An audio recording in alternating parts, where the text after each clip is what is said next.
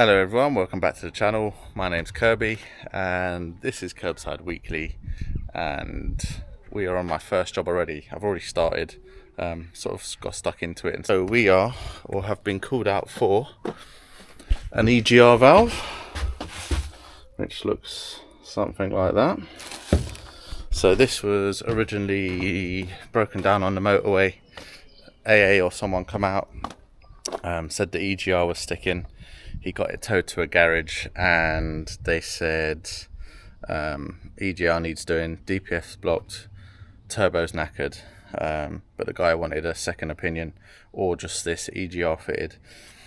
So I've come to fit this EGR, but if you have a look at all that oil in the throttle body there, and if we take this intake pipe off, I don't know if you'll be able to see in that turbo there, but that is knackered. That turbo is knackered. So I'm just going to go and tell the customer this other garage was correct in what they were saying about the turbo, so we're not going to fit this EGR because that's not going to fix anything. So it's not all totally lost, because I was just working over there and his neighbour comes out and says he wants an O2 sensor fitting. So someone's already been at it on this Toyota Prius.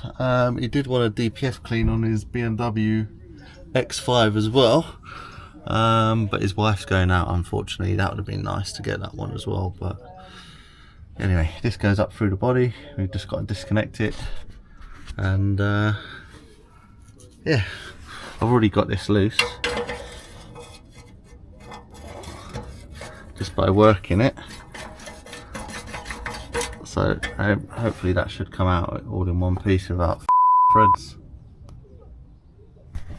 Now if I remember correctly, it comes up this side underneath the carpet, so just going to try and get this off. Either slides off or something, I'm sure. There we go. Just pops off.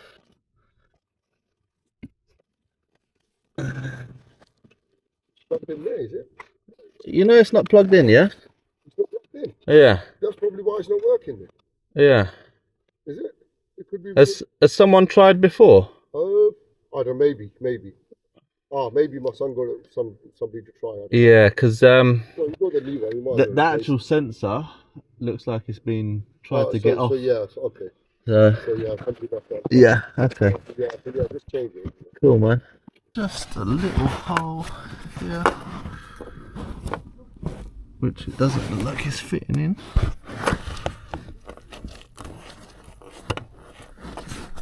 Don't know if it comes out the other side, but that looks too big. Go through that hole.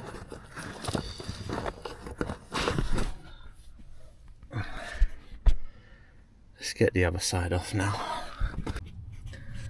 Right, so all I'm doing is just working it back and forth, tightening it up. Bit of spray lube in there. Hopefully the threads don't come with it. But see how loose that is at that point. As we come round, that was tight before, it's getting tight here. It's not too bad now. Bit of patience makes the job easier. There we go, that's coming out now. Do that by hand. Don't worry about the cable. That looks like some good threads left there. Right, so this is supplied by the customer, and as you can see it's brand new, but it comes with the end like that, and you've basically got to join it up for this plug here through this connection box here. It gives you all these little rubber bungs and these joining pieces as well. So yeah, just got to put them all together. So yeah, that's on like that. I've matched it up with the wires that come through here, and get these plastic bits with a screw in one end, and they come with these little caps as well. So you put these on first, you put that piece on, and you put the wire in, and then you just screw that down.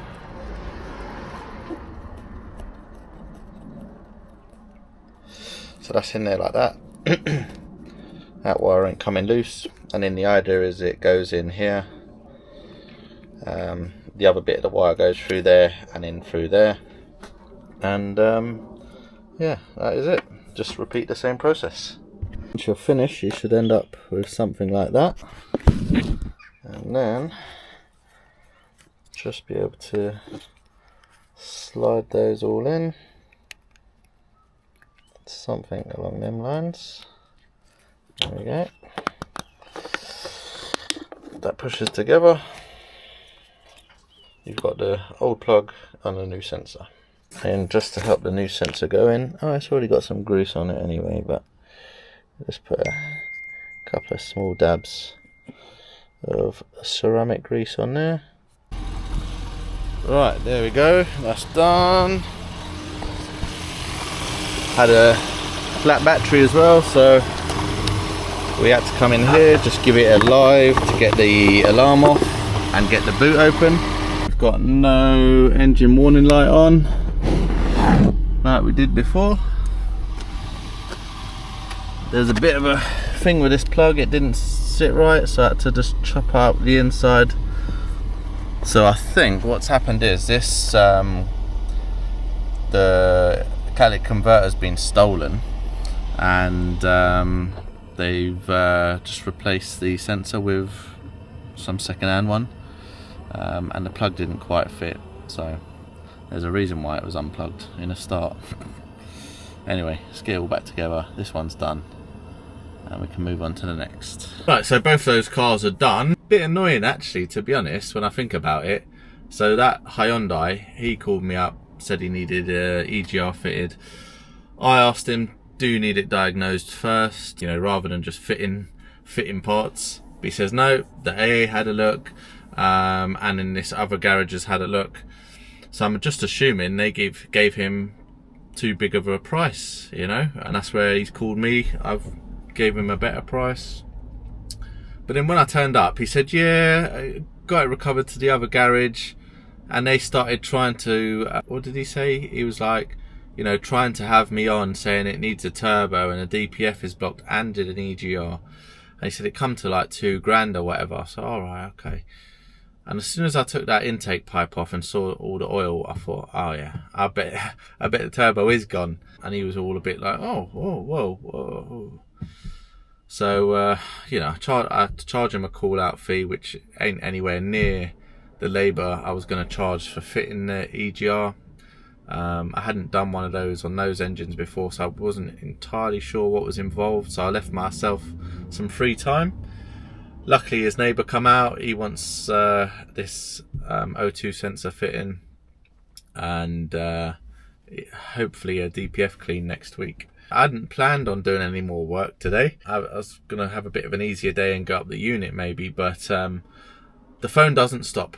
It always rings, and I've had another customer of mine, he needs a service and an engine management light to come on. So I said to him, yeah, I can do that today actually. So after 2:30 he's going to be available. I'll whip round there, have a look at that, service it. Sort of makes up for the day, I guess. The call out charge, fitting the O2 sensor in this service will kind of then tie into what I was going to earn. Maybe go get a haircut, looking a bit grizzly. Nice easy start to Monday anyway. See, I've booked in another job for tomorrow morning, quick one. Brake fluid service on a BMW. So yeah, anyway, that's it. We'll see you in the next one. Right, I've had a bit of lunch, popped home. It's quite a busy road, as you can see. I just cars flying past here, but this driveway is really steep. But yeah, we've got the engine management light on, and also maintenance required for hybrid battery cooling parts at your dealer. So we've got the launch 601 on here. Yeah, I'm gonna pop the bonnet as well, just make sure all the coolant is in the system, and we'll go from there. And also it needs an oil change. This guy gets his car serviced very regularly, nearly every 6,000–7,000 miles, so I know the car quite well. Right, on initial inspection, we've got coolant level here. So you've got two sort of bottles here, and this one is just below the minimum. We'll have a look for any leaks, but quite possibly there is no leaks if those two levels are okay. Just wait for the computer to stop scanning. I think that's still going. So you're not picking it up very well, but it's got catalyst system efficiency below threshold, and that's in a couple of the control units. But so I think this customer originally came to me because someone stole his catalytic converter, and we went for a genuine Toyota cat and also the protection plate as well. I'm just starting it now. It's not like, doesn't sound like someone's nicked it. So yeah, we'll have to dig into this and see what's going on. Just have a listen to how busy this road is, or have a watch. I'll put this down.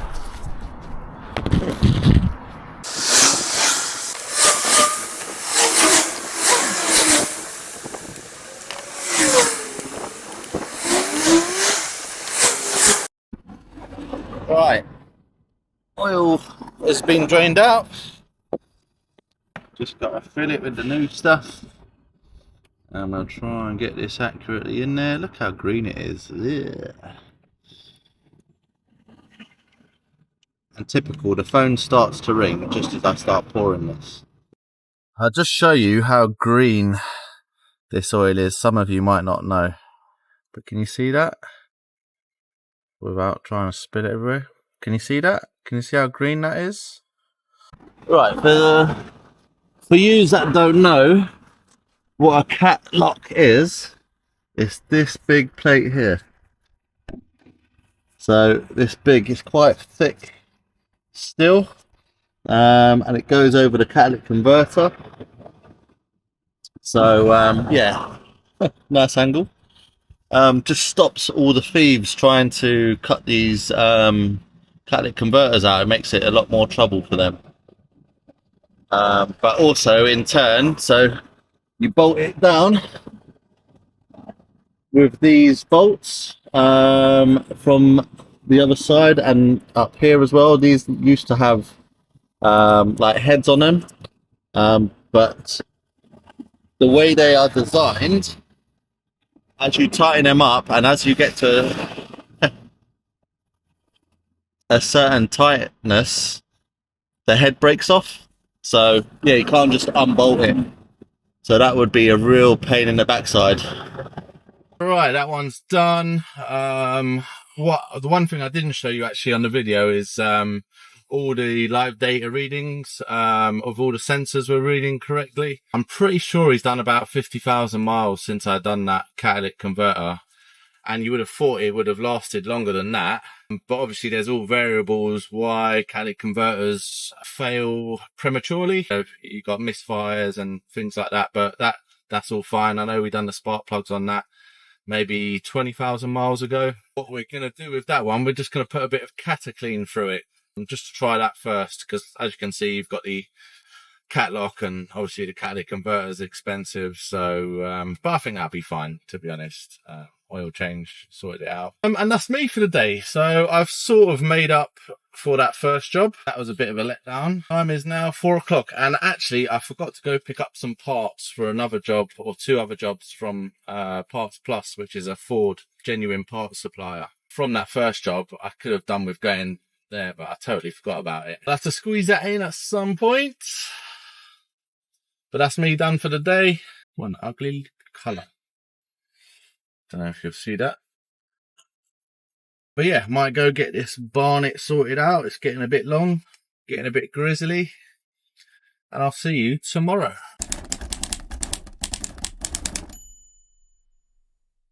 Right, it's Wednesday, and you join me just at the end of doing a brake fluid service on this BMW, I think it's a X1. So we're just going to bleed both sides of these front calipers. So with any brake fluid service or any sort of service on a BMW, you've got to use a computer. So we come into maintenance, and then I think on these we come into this one. So then it comes up with engine oil, spark plugs, front brakes, rear brakes, and then we've got the brake fluid here. So it's on F5, come into more, F5.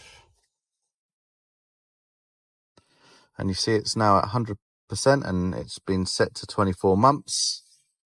On here, it's now saying brake fluid okay. And there we go. Right, I've pretty much skipped out filming most of the day. Just after that first job, I went to the unit, done a couple of drop links for my mate's dad.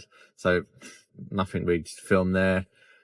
Went to go collect some parts, and then I'm just out on this BMW 3 Series. We've got a loss of power, so I don't know if you can see, but it is raining at the minute, so I'm just hiding in here. We've just got the launch going through the system, and I'll show you what we find. So we've got, for the glare, there we go, idle speed control valve, mechanical fault, fuel trim bank 2, and fuel trim bank 1, permissible range exceeded. We've got transmission, torque reduction, anti-lock braking system. Nothing else there that's going to cause that. Right, we'll have a little look-see under the bonnet and see what we can find. So straight away we've come and seen this pipe is split. So that could be causing unmetered air to come in, which, yes, is going to throw all our fuel trims all over the place, because the air is coming in through here, through the air filter, into the MAF. That's reading what air is coming from, or coming in, and that's how it's going to fuel the car. But all this air that's coming in here is going to be unmetered, so I think we're going to have to get this pipe fixed first. Well, that's it for another day. Nice easy day. Just have a quick tidy up of the van before I go in, and then we'll see you tomorrow. What have we got on tomorrow? Got a busy day tomorrow, so I'll see you there.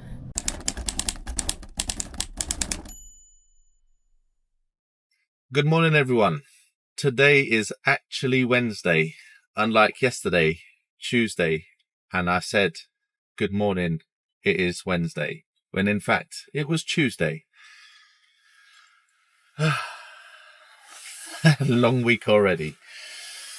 But we've got a nice little day on today, hopefully. Just got to do a ABS sensor. Long-time viewers would have seen me do one on this very same car probably a couple of months ago on the other side. And then he wants the other side doing now because there's an ABS fault with that. So then we just got a full service on some form of Vauxhall. And then we've got a DPF clean on possibly a Ford Cougar. Someone else has already replaced the injector in it, and then said it needs a DPF clean. So that's what I'm going off to do. What's the chances it's not going to be that, and it's going to be something completely different? Because the customer is not always right, unfortunately, when it comes to mechanics. But anyway, we'll see you at the first one. Here we are, back on it, wheel is off. And apparently this one, or this sensor, something to do with this side, has gone before. But he said it wasn't the sensor that was replaced, he replaced something else, but it wasn't the wheel bearing. But I can't see anything else that's been repaired or whatever here, and he said it wasn't the sensor. Let's get this out anyway. Came to do the other side. I had the right size socket. 1 second. As I was saying, last time I'd done the other side, the near side, the sensor just popped out. Wasn't seized in. Let's see if this side is any different. Bit stiff. Try and give it a wiggle. Yeah, it's definitely loose.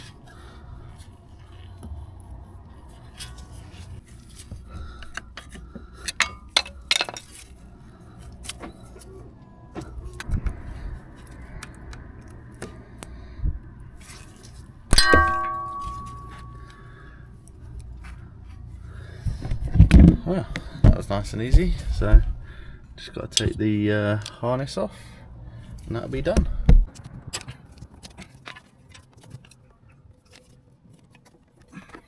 Well, the hardest bit about this is where it goes in, this sensor. There's a little red tab, and just in there it's all filthy and the red tab's not going back enough so I can press the button down.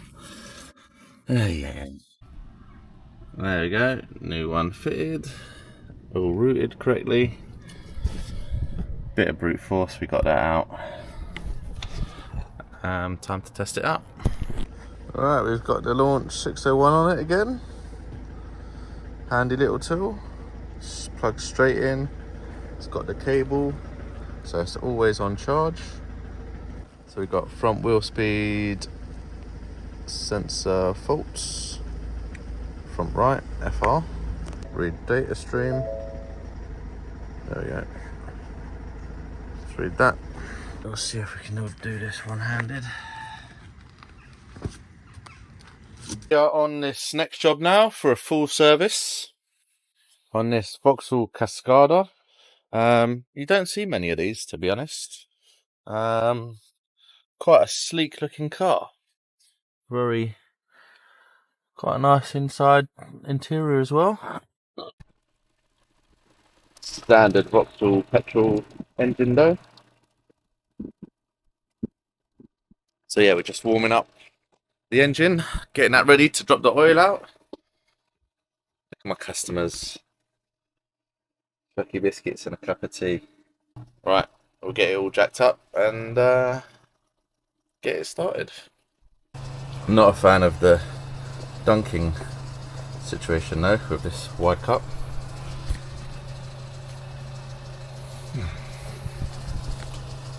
But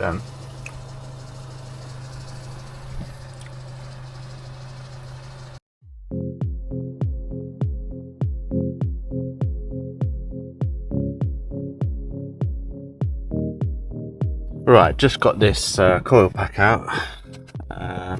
Cylinder 1, you can see it's just a bit crusty down there. Hopefully you can see that. Just get a bit of light there. And then cylinder 2 is just got a load of oil down there. So, but also got a load of oil leaking all around this cam cover gasket. So that's gonna have to be replaced. Sort that issue out.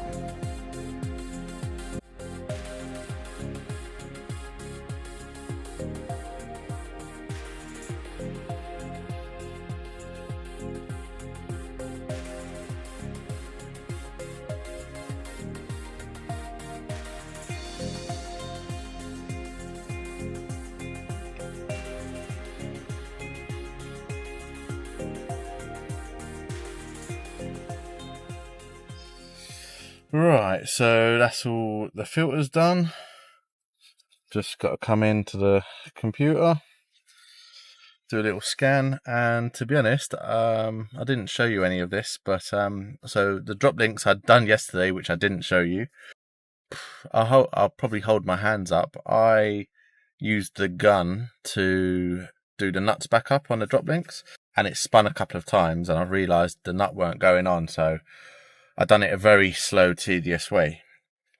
all buttoned up fine. He took it down to Mercedes to get its MOT, and or it was a retest, and they said one of the bolts or one of the nuts was loose. He's brought it back up to me whilst I'm on this job. I let him know where I was going to be for a couple of hours, and it turns out it was just the boot had slipped down. So the boot was still on, no grease was out, but the little clip that holds the boot in place had just ridden up.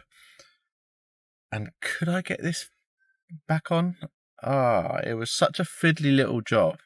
I'm sure there must be a little technique for doing it, but yeah, took me ages. And then I'd done the other side as well because that looked a bit iffy. So yeah, I've just wasted so much time. Like, it's 1:15 now. Probably wasted an hour sodding about with that. So I've just rushed through the rest of this. So yeah, but next one's a DPF clean.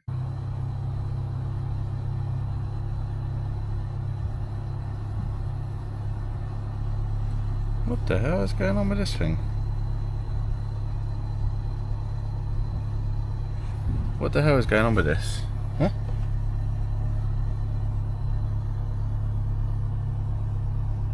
All sorts of faults. What's going on here? It was misfiring.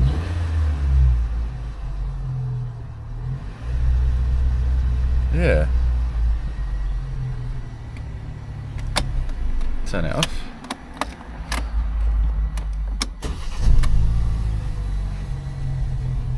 What the hell?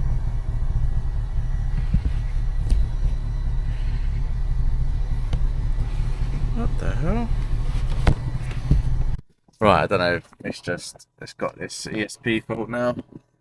All the other ones seem to be working. Oh, I've not got time for this. And England are playing in a semi-final tonight, so that's great, isn't it?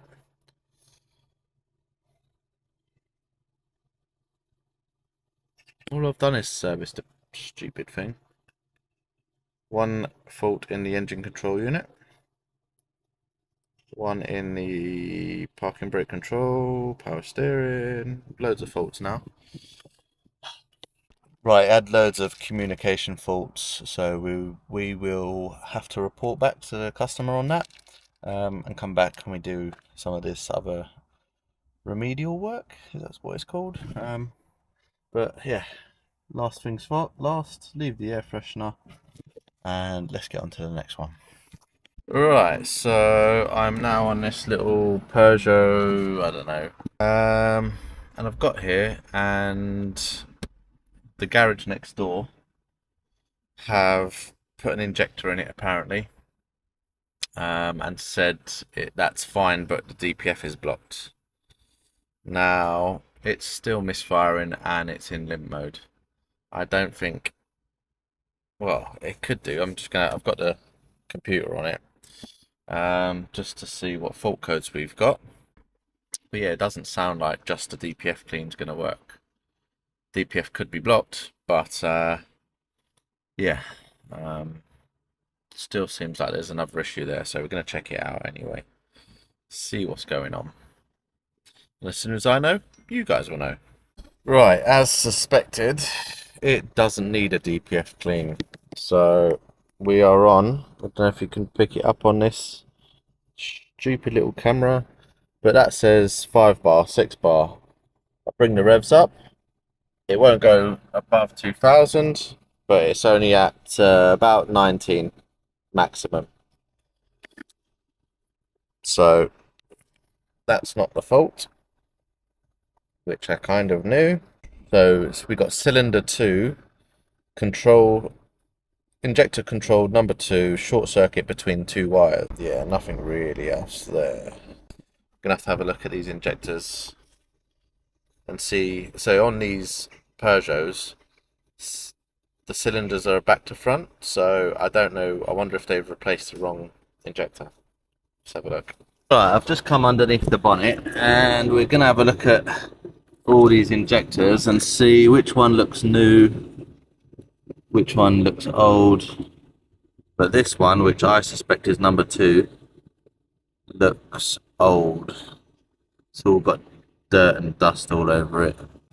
Right, so I've just spoke to the garage that replaced this injector, and he said he replaced this one, thinking it was number 2, because on most engines, cylinder 1, 2, 3, 4. But on these engines, these Peugeot engines, for some reason, that is 1, 2, 3, 4. So, this is the old injector that they've got.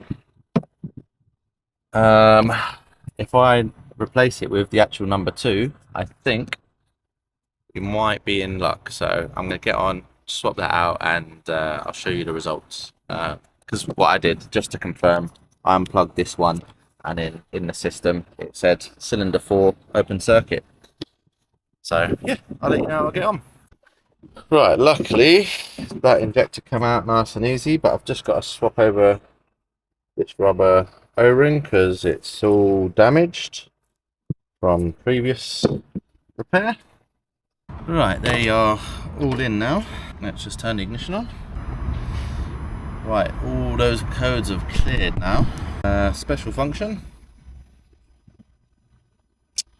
replacement parts, replacement of injector number,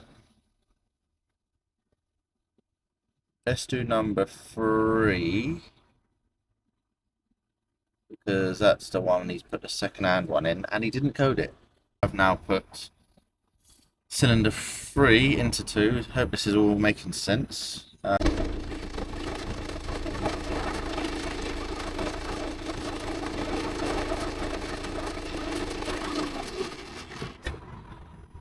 Right, already without coding, that is smoother. Switch the ignition on. Right, that was a successful repair. So annoyingly, I went to code the injectors back to the correct positions, what they should be. I done cylinder 2, which is the one I put back in, and then I went to go do cylinder 3. But I just clicked the next button where you're meant to put the code in and then press next, where I just press next. I weren't really concentrating, which isn't a problem. It just meant I had to wait half an hour to try and recode it again, because they come up, saying disconnect the diagnostic machine and wait 30 minutes if you need to do it again. Something along them lines. So I just sat around for half an hour waiting for this to reset, and then I coded it in.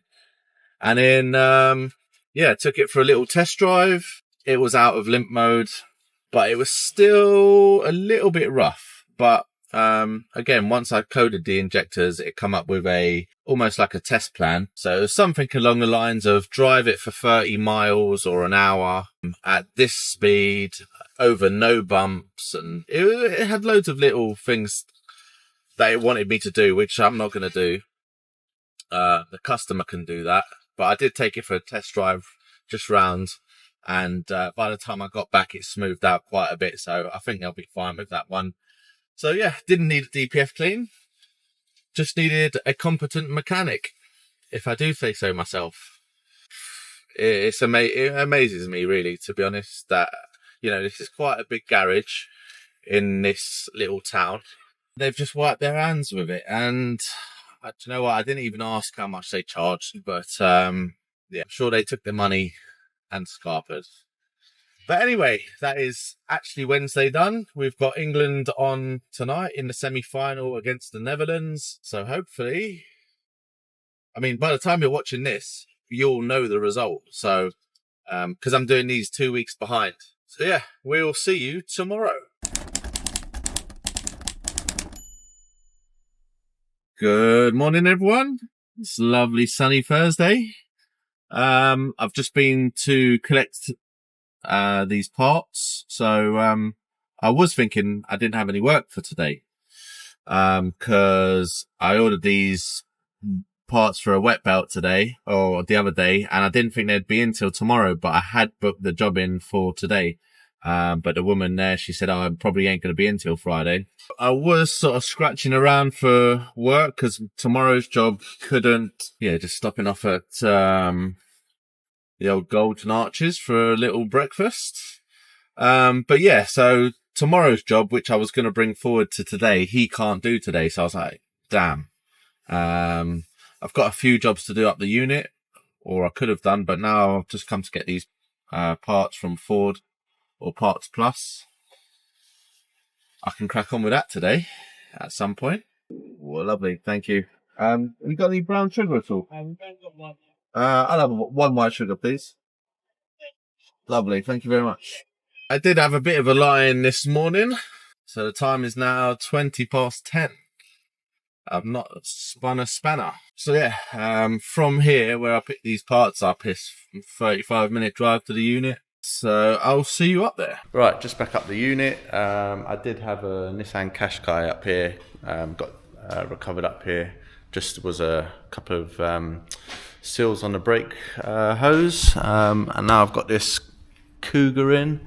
And if we can get up there, don't know if you'll be able to see it, but you've got just up there what's called the vaporizer.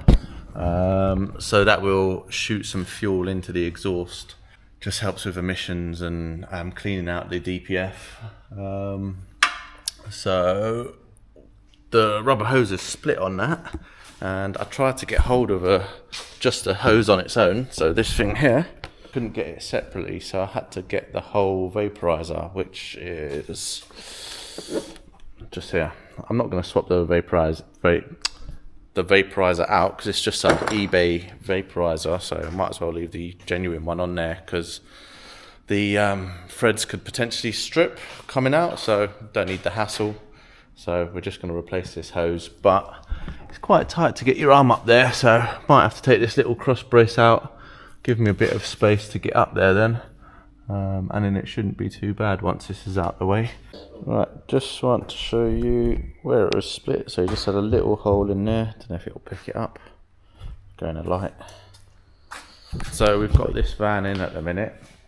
This van is a new customer. He's basically given us this transit out here. So this one needs a new engine. Let's see if it's open. Yeah, it's done 132,000. Needs a new engine. He's taken the door locks off of this already, but the deal is we are going to put locks on his new van, and we've got this van basically for free. So I've got a locksmith coming up shortly to fit these, and then we've also got to fit his roof rack.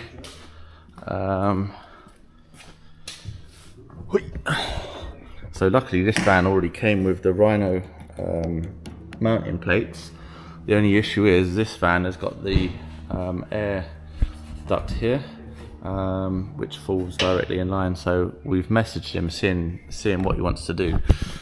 Does he want to just cut a hole or a section of this out? You'll only be missing a small piece, and it's not on one of these supports, so I think we'd be alright there. Or does he want us to take this out and cut a new hole here and cover that up? Right, the time is 5 to 3, so starting this a little bit later than I wanted to because we had to sort this roof rack out. So it's all bolted up, positioned correctly, and the guy who was meant to be coming to do these locks, he's had a bit of a nightmare of a day, so I weren't starting it because if you have a look, when this is on the ramp, you can't get to the back door. This side door would have been okay, and this side door probably not, because he's going to do this high key lock, so you know you're going to need to get that and the door card off, I assume. So I was just hanging fire on working on this, but so I could have started this hours ago. A bit frustrating. So this is probably going to take me into tomorrow, depends on how late I want to work today. But yeah, I've got all genuine Ford parts. So we've got a new sump, new cover, new timing belt, all the bolts that I've got to take off they're getting new ones. Castrol oil. So yeah, let's get started. This headlight out, there's one Torx 30 there, one Torx 30 there, and it just lifts out. Take the plug off, pump reservoir out the way, maybe a couple of these pipes. So I've just come to start, and this little connector is disconnected off of this little auxiliary water pump, I assume. That's what it is. So we'll see what's going on with that. Hopefully you don't plug that in and we get a fault. Right, so let's get that out of the way anyway, get this pipe out of the way, and that we can sort of start seeing in there then. Right, so what we've removed here is this coolant pipe coming off here, goes up here, so just block that off. This little bracket that holds this boost pipe on, we've taken that little auxiliary water pump out, we've taken the drive belt off this side, there's another smaller belt that side. 2 bolts that hold this bracket on, and then we can go underneath and take off anything we need down there. So underneath, what have we done? We've taken the aircon pump out, so it's not covering the cover. Just taking these pipes out of the way. We've got to get this pulley off. That's about it from under here for now. So we're going to go off, bring the engine down, support it underneath, take the engine mount off, and then we can remove everything else you see up here. We have to get this sump off because we're doing the bottom belt as well, so something quite satisfying about that. Right, as you can see, I'm being a bit lazy because the ramp doesn't go all the way up, so I'm pushing 40 now, so just gonna take all these sump bolts out. Work smarter and all that. What was it? Work smarter and not harder. I'll get this sump off, and because we've got a new one, we're just going to hopefully smash this off. But if you look up here, I've screwed one bolt in here and one bolt in the back, just so when it drops, the sump doesn't go flying everywhere. So let's see.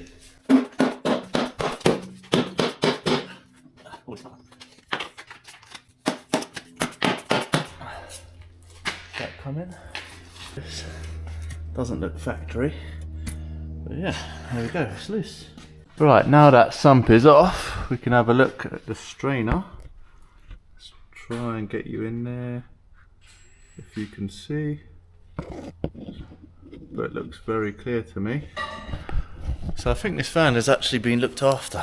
So this van's done 80,000 miles, so it probably hasn't had a belt, but it's been well looked after. So 68 plate, 6 years old, yeah, looks fairly clean. We'll see if it's got genuine belts on here when we take it all off. Engine mount is off, tensioner is off. Now we've got access to all of these bolts. We're just gonna have to lower the engine down to take this pulley off, and there's a special pulley or special puller just to take that off, and then we should be ready. Then we've got to get this bolt out, and this lets a load of coolant out, and then we should be ready to take all these bolts out. Right, panic over. I was looking for this tool here that takes the crank pulley off. We've got this bar here, 2 bolts that screw into the pulley, and then you've got this one central bolt that presses up. So I'll just show you in there. You can get the light. There's a piece that goes on the end there, and it just pushes against the crank. So yeah, I'm going to wind this in. It should pull this pulley out.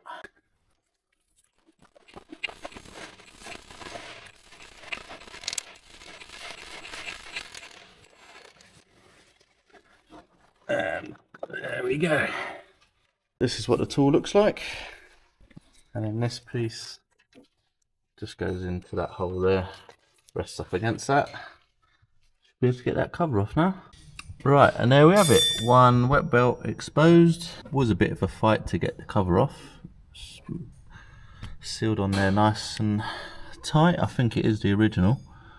Ford belts are on there. The actual condition of the belt looks pretty decent, to be fair, and like I said, with the pickup nice and clean, sounds about right. So we've just got to get it timed up now.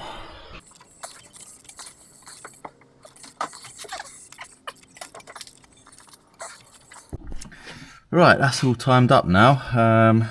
These pins go in freely. They're both the same length, so they're both in there. There's actually a couple of pink markings on these pulleys down here, and you've got to turn it over a billion times to get them to match up. There's one on here and there's one down here, and then the teeth have got to match up. So yeah, we're ready to take the tension off of this belt now. Right, that's it for Thursday. I've left it where I've got the cover off, cleaned up the sides. I started it late, so don't want to stay at the unit too late. I'll finish this off in the morning, so we'll see you there.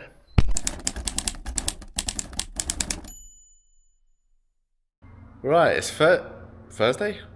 Friday, last day of the week. And I'm back in the unit just to finish off this wet belt that I started yesterday.